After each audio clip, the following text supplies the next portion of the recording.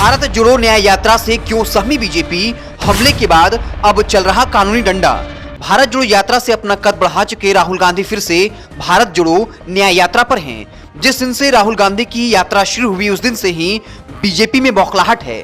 मणिपुर से शुरू हुई यात्रा जैसे ही बीजेपी शासित असम पहुंची, कुछ लोगों ने राहुल गांधी की रैली पर हमला किया, मारपीट की। दूसरी तरफ बीजेपी ने यात्रा में व्यवधान डालना शुरू कर दिया। जुबानी जंग के बाद अब सरकार ने यात्रा पर कानूनी डंडे चलाने शुरू कर दिए। सरकार प्रशासन के द्वारा न्याय यात्रा को शहरी इलाकों में इंटर होने से रोक रही, तो वहीं विरोध करने पर पहले यात्रा आयोजकों और अब राहुल गांधी के ऊपर भी मामला दर्ज किया जा चुका है। यही नहीं, जब पीएम मोदी रामलला मूर्ति के प्राण प्रतिष्ठा के भव्य आयोजन में यजमान की भूमिका निभा रहे थे, उसी समय गांधी को एक मंदिर जाने से रोक दिया गया। इसके पीछे सीएम ने असम की गलत छवि बनने के तर्क दिए। पूरी कहानी क्या है आपको बताते हैं। 14 जनवरी को मणिपुर से शुरू हुई भारत जोड़ो न्याय यात्रा जब पिछले गुरुवार को असम पहुंची, तभी से राहुल गांधी और हेमंत बिस्व शर्मा के बीच बयानबाजी चल रही है। मुख्यमंत्री शर्मा बयानबाजी के साथ यात्रा पर अलग अलग कारणों का हवाला देकर पूरी कार्रवाई भी करवा रहे हैं। बीजेपी सरकार यात्रा को डिस्टर्ब करने का पूरा प्रयास कर रही है। यात्रा को शहरी इलाकों में एंटर करने से रोका जा रहा है। नहीं रुकने पर प्रशासन द्वारा निर्धारित मांग का उल्लंघन करने के आरोप में यात्रा आयोजक के खिलाफ मामला दर्ज किया जा रहा है। यही नहीं, फिर से असम की प्रशासन ने यात्रा को रोकने के लिए बैरिकेडिंग्स लगाए थे। जब कार्यकर्ता ने विरोध करते हुए बैरिकेडिंग्स तोड़ दिए, जिसके बाद अब असम के मुख्यमंत्री ने डीजीपी से कहा कि राहुल गांधी के खिलाफ केस दर्ज किया जाए। पुलिस कार्यकर्ताओं को सड़कों पर उतरने से भी रोक रही है। यात्रा पर बीजेपी करा रही हमले। इससे पहले भी यात्रा पर बीजेपी समर्थकों के हमले की बात सामने आई थी।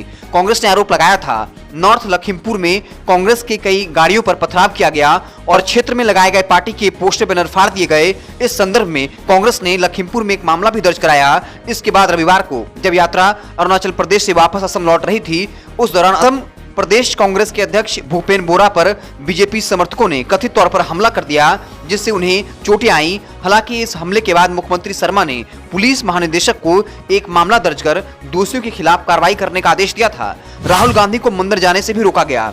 यात्रा को शहरी क्षेत्रों में घुसने से रोकने का काम तो सरकार सुरक्षा के नाम पर कर सकती थी, पर मंदिर जाने से रोकना और उसमें सुरक्षा वजह बताना भी जायज हो सकता है। पर बाकी कांग्रेसी नेताओं को जाने की इजाजत देना और सिर्फ राहुल गांधी को रोकना, इसे क्या समझना चाहिए। सोमवार जब एक तरफ पीएम मोदी रामलला की प्राण प्रतिष्ठा के कार्यक्रम में यजमान की भूमिका निभा रहे थे, उसी दिन राहुल गांधी नगांव जिले के बटाद्रवा स्थित श्री श्री शंकरदेव सत्र मंदिर जाने का कार्यक्रम था, लेकिन स्थानीय प्रशासन ने उन्हें करीब 17 किलोमीटर पहले ही हैबोर गांव में रोक लिया। मंदिर में जाने से रोकने से नाराज कांग्रेस नेता राहुल गांधी अपने कार्यकर्ताओं के साथ हैबर गांव में ही धरने पर बैठ गए।